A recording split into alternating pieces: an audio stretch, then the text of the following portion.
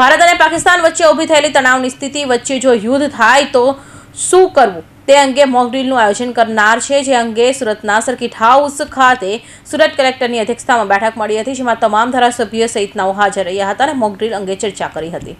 જમ્મુ કાશ્મીરના પહેલગામમાં આતંકવાદીઓ દ્વારા નિર્દોષ પ્રવાસીઓ પર કરેલા હુમલામાં 27 લોકો શહીદ થયા હતા અને ત્યારથી જો ભારત અને પાકિસ્તાન વચ્ચે તણાવની સ્થિતિ ઊભી થઈ હતી, ત્યારે આ તણાવની સ્થિતિ વચ્ચે યુદ્ધ થાય તો લોકોએ શું તકેદારીના પગલાં લેવા તે અંગે તંત્ર દ્વારા મોકડ્રીલ સહિતનું આયોજન કરનાર છે।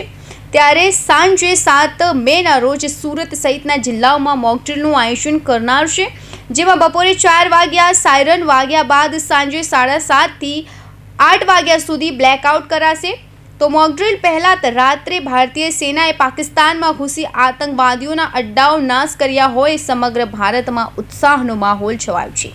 ત્યારે મોકડ્રીલને લઈ સુરત કલેક્ટર ડોક્ટર સૌરભ પટેલની અધ્યક્ષતામાં સર્કિટ હાઉસ ખાતે બેઠક યોજાઈ હતી, જેમાં તમામ ધારાસભ્યો સંદીપ દેસાઈ, સંગીતા પાટીલ, ઈશ્વર પટેલ તથા સુરત ભાજપ પ્રમુખ પરેશ પટેલ ઉપસ્થિત રહ્યા હતા। સાથે તો આ બેઠકમાં ડીએસઓ શિવાની ગોયલ અને ડિઝાસ્ટર મેનેજમેન્ટના અધિકારીઓ પણ હાજર રહ્યા હતા। અને ગૃહ રાજ્યમંત્રી શ્રી આજે બધા અધિકારીઓ સાથે એક વિડીયો કોન્ફરન્સ યોજી હતી અને ગવર્મેન્ટ ઓફ ઇન્ડિયાની સૂચના અનુસાર આપણે આવતીકાલે સાંજે 4 થી 8 વાગ્યા સુધીમાં એક મોકડ્રીલનું આયોજન કરવામાં આવ્યું છે। એ મોકડ્રીલ એક લોકોની પ્રિપેર્ડનેસ માટે, કદાચ કોઈક સિચ્યુએશન ઉપસ્થિત થાય અને એમાં લોકોની શું પ્રિપેર્ડનેસ છે અને પ્રિપેર્ડનેસ કરવા માટે આપણે આયોજન કરવાના છીએ। સૌથી પહેલાં તો હું આ મીડિયાના માધ્યમથી બધાને એ કરવા માગું છું કે એમાં કોઈએ પેનિક થવાની કોઈ જરૂરિયાત નથી અને આ મોકડ્રીલના 2 થી 3 કમ્પોનન્ટ્સ છે। એ કમ્પોનન્ટ્સ હું જણાવવા માગું છું કે 4 થી 8 વાગ્યા સુધી ચાલનારી મોકડ્રીલમાં આપણે એક પ્રિપરેશન ફેઝ પછી 5 વાગે દરેક જગ્યા ઉપર જેટલા પણ આપણી પાસે સાયરન્સ અવેલેબલ છે, સાયરનના માધ્યમથી આપણે એક સાયરન વગાડશું મેક્સિમમ જગ્યા ઉપર, એટલે એક ડેન્જર વોર્નિંગના ભાગરૂપે। ઇટ ઇઝ જસ્ટ સાયરન એ કરવાના છે અને એની જે 5 વાગે આપણે એક સાયરન કરશું। એના પછી મોકડ્રીલ આપણે 5 થી 6 જગ્યા ઉપર જે સુરત સિટી અને રૂરલમાં 5 થી 6 જગ્યા અમે જે નક્કી કરવાના છીએ એ જગ્યા ઉપર આપણે મોકડ્રીલ કરશું અને એમાં અલગ અલગ સિચ્યુએશન, ધારો કે કોઈ હવાઈ હુમલો થયો હોય કે કોઈ જગ્યા ઉપર મકાન ક્ષતિગ્રસ્ત થયું હોય, હાઈરાઇઝ બિલ્ડિંગમાં આગ લાગી હોય તો ત્યાં રેસ્ક્યુ આપણે કેવી રીતે કરીએ, હોસ્પિટલ્સની અવેલેબિલિટી માટે, ઇવેક્યુએશનની સિચ્યુએશનનું છે, અલગ અલગ સિચ્યુએશન લઈને અમે મોકડ્રીલ કરવાના છીએ। એમાં રેસ્ક્યુ, સર્ચ એન્ડ રેસ્ક્યુથી લઈને ઇવેક્યુએશન સુધીની બધી જ કામગીરી જે છે એ મોકડ્રીલના માધ્યમથી કરવામાં આવશે અને એનું જે મુખ્ય ધ્યેય છે એ ફક્ત ને ફક્ત આપણી પ્રિપેર્ડનેસ, કોઈક સિચ્યુએશન ઊભી થાય તો આપણી પ્રિપેર્ડનેસ કેવી છે અને લોકોનું આપણી પાસેથી જે આપણે લોકો પાસેથી શું સહકાર અપેક્ષિત રાખીએ છીએ એના બાબતનું જ છે। તો એટલે 5 વાગ્યાથી લઈને 6:30, 7 વાગ્યા સુધી એ મોકડ્રીલ આપણે કન્ડક્ટ કરવાના છીએ। પછી 7:30 વાગે બધાને અમે અપીલ કરીએ છીએ કે બ્લેકઆઉટ જે છે આપણે એ કરવાના છીએ। બ્લેકઆઉટમાં હું ક્લિયર કરી દઉં, ફક્ત ને ફક્ત લાઇટ્સ છે, લાઇટ્સ આપણે બંધ રાખવાના છીએ। કોઈ પણ પ્રકારની એસી હોય કે બીજા ઇમરજન્સીના ઇલેક્ટ્રિક ઇક્વિપમેન્ટ્સ કે બધા હોય એમાં કોઈ અસર પડશે નહીં। જે ઇમરજન્સી સર્વિસીસ છે એ પણ યથાવત રહેશે। ફક્ત ને ફક્ત નાગરિકોથી અપીલ છે કે એ લોકો પોતાના ઘરમાં, કમર્શિયલ એસ્ટેબ્લિશમેન્ટ્સમાં જે છે લાઇટ્સ બંધ રાખશે।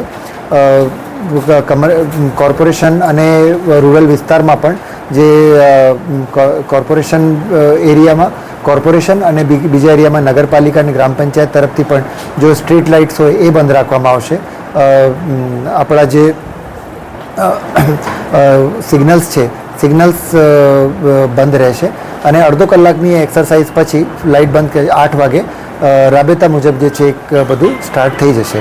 એટલે ફક્ત ને ફક્ત પ્રિપેર્ડનેસ અને આપણી પાસે જે સ્ટોક ટેકિંગ એક્સરસાઇઝ તરીકે આ આપણે મોકડ્રીલ કરવામાં આવતીકાલે કરવામાં આવી રહી છે અને એને ઓપરેશન અભ્યાસ એ આપણે નામ આપી રહ્યા છીએ। હું એક મિનિટ હું આના પછી જે થોડી વિસ્તૃત વધારે માહિતી માટે કમિશનર મેડમને રિક્વેસ્ટ કરું કે થોડું ક્લિયર છે। કાલે તરફથી અને મ્યુનિસિપલ કમિશનર શ્રી તરફથી આ બધા સાથે માહિતી શેર કરવામાં આવી તો આવતીકાલે જો જ્યાં સુરત શહેરમાં અલગ અલગ જગ્યાઓ ઉપર જ્યારે સાયરન વાગશે એના પછી જો મોક ડ્રિલના મારફતથી કેવી રીતે જો રેસ્ક્યુ અને ઇવેક્યુએશન કરી શકાય એની એક્સરસાઇઝ થશે અને પછી જો સાંજે 7:30 થી 8 તક જો બ્લેકઆઉટ છે ફરીથી અમે રિપીટ કરીએ છીએ कि फकत जो बल्ब और ट्यूब लाइट माटे छे ना कि कोई लिफ्ट बंद कर दे या पूरा पावर जो बिल्डिंग में बंद कर दे एवी जरूरत नहीं। लेकिन अंधार पट रहे आ बधाने खबर है क्यारे पण एयर रेड्स वगैरह थाय छे तो अपना टार्गेट ने हाइड करवा माटे आ बहुत जरूरी है। तो बधा से विनंती है कि लोग जो है स्वयं बंद राखे। पुलिस जो भी गाड़ियों रहसे तमाम एवं विस्तारों में पुलिसना टीम और पुलिसना गाड़ियों हाजिर रहसे। जो है लोगों थी एक ज अमे अपील करीए छीए कि एना कोई पण प्रकारना कोई गैरसमझ में नहीं ले, कोई मिसअंडरस्टेन्डिंग नहीं हो, कोई अफवाह फैलावे एना पर ध्यान नहीं राखे अने फकत एक ड्रिल तरीके जो करवामां आवी रह्या छे जेना लीधे 7:30 થી 8 खास कर ज्यारे बधा लाइटों बंद रहेशे त्यारे स्ट्रीट लाइट वगैरह जो भी बंद रहेशे कंसर्न डिपार्टमेंट जे विस्तार में जो लाइट चाहे DGVCL है कॉर्पोरेशन अथवा टोरेंट एना अधिकारीओ अने एना स्टाफ जे ते जग्या हाजिर रहवाना छे तात्कालिक जो है 8 वागे बधा रिस्टोर थई जवाना छे। तो मारी रिक्वेस्ट है कि कोई पण प्रकारना कोई अफवाह पे ध्यान नहीं आपे। आ जो भारत सरकार से गुजरात सरकार से तरफना आवतीकाले जो पूरे देश में ड्रिल है एना भागरूपे अहींया ड्रिल थवानी छे। तो बधा लोग सहकार आपे ए बधा लोगोथी अमे विनंती करीए छीए। जो फर्दर कोई जे रीते जो क्या ड्रिल थवानी है कई रीते थवानी है आपने आवतीकाले जो है शेर करी देवामां आवशे जग्या जो सूचना मुजब અને ગુજરાત રાજ્યના માનનીય મુખ્યમંત્રીશ્રી અને ગૃહ રાજ્યમંત્રીશ્રી દ્વારા આપેલ સૂચના મુજબ કાલે સમગ્ર સુરત શહેરમાં 5 વાગ્યા એક સાથે ઘણી બધી જગ્યાઓ ઉપર સાયરન વગાડવામાં આવશે। હું બધા સુરત શહેરના લોકોને અપીલ કરું છું कि आ જ્યારે 5 વાગ્યા સાયરન વગાડવામાં આવે એમને અલર્ટના સાઇન તરીકે ગણવાનું છે પણ આ મોક ડ્રિલનું પાર્ટ છે। ઓપરેશન અભ્યાસ કરીને કાલે મોક ડ્રિલ યોજવામાં આવી રહી છે એટલે 5 વાગ્યા જ્યારે સુરત શહેરમાં વિવિધ સ્થાનોમાં એક સાથે સાયરન વગાડવામાં આવે તો નાગરિકોને ગભરાવાની જરૂરત નથી। આ મોક ડ્રિલનું પાર્ટ હશે। 5 થી 6:30 સુધી સુરત શહેરના જુદા જુદા વિસ્તારોમાં કોમ્પ્રિહેન્સિવ મોક ડ્રિલ યોજવામાં આવશે જેમાં આગ લાગવાનું, rescue, relief, hospital preparedness, police preparedness, fire preparedness અને સેફ સ્થળ ઉપર ખસાડવા માટેની મોક ડ્રિલ કરવામાં આવશે। જે જગ્યાઓ સિલેક્ટ કરવામાં આવશે ત્યાંના લોકોને હું અપીલ કરું છું કે ફરીથી ગભરાવાની જરૂરત નથી। આ ફક્ત મોક ડ્રિલનું પાર્ટ હશે અને ખાસ અગત્યનું છે કે 7:30 વાગ્યા સમગ્ર સુરત શહેરમાં બ્લેકઆઉટ કરવામાં આવશે। આમાં તમામ સ્ટ્રીટ લાઇટ બંધ કરવામાં આવશે। બધા હોર્ડિંગ્સ, ટ્રાફિક સિગ્નલ્સ જેટલા પણ LED સમગ્ર સુરત શહેરમાં લાગ્યા છે એ તમામને બંધ કરવામાં આવશે।